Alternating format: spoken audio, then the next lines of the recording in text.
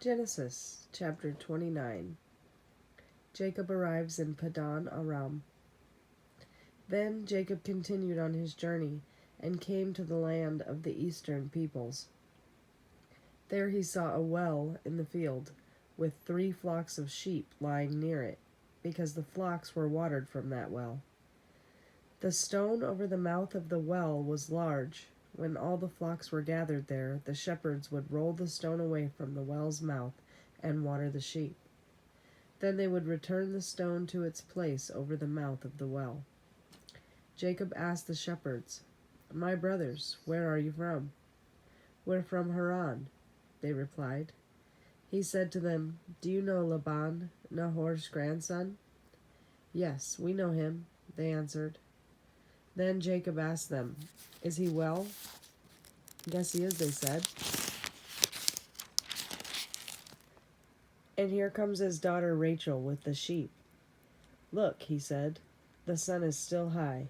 It is not time for the flocks to be gathered. Water the sheep and take them back to pasture." "We can't," they replied, "until all the flocks are gathered and the stone has been rolled away from the mouth of the well. Then we will water the sheep." While he was still talking with them, Rachel came with her father's sheep, for she was a shepherdess.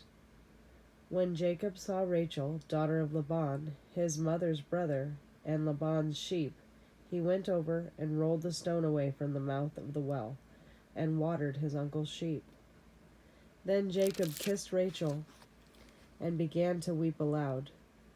He had told Rachel that he was a relative of her father and a son of Rebekah. So she ran and told her father. As soon as Laban heard the news about Jacob, his sister's son, he hurried to meet him.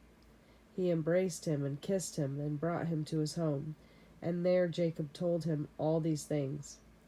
Then Laban said to him, "You are my own flesh and blood."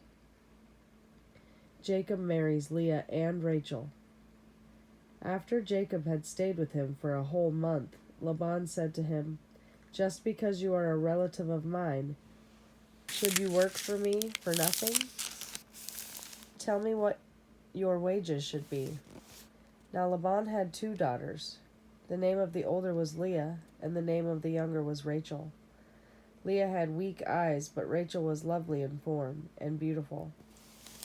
Jacob was in love with Rachel and said, "I'll work for you 7 years in return for your younger daughter Rachel." Laban said, "It's better that I give her to you than to some other man. Stay here with me." So Jacob served 7 years to get Rachel, but they seemed like only a few days to him because of his love for her. Then Jacob said to Laban, "Give me my wife. My time is completed and I want to lie with her." So Laban brought together all the people of the place and gave a feast. But when evening came, he took his daughter Leah and gave her to Jacob, and Jacob lay with her. And Laban gave his servant girl Zilpah to his daughter as her maidservant. When morning came, there was Leah. So Jacob said to Laban, "What is this you have done to me? I served you for Rachel, didn't I? Why have you deceived me?" Laban replied, "It is not our custom here to give the younger daughter in marriage before the older one. Finish this daughter's bridal week.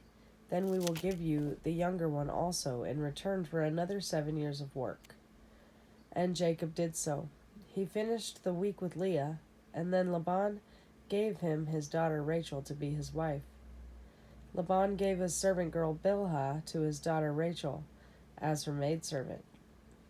Jacob lay with Rachel also, and he loved Rachel more than Leah, and he worked for Laban another 7 years. Jacob's children.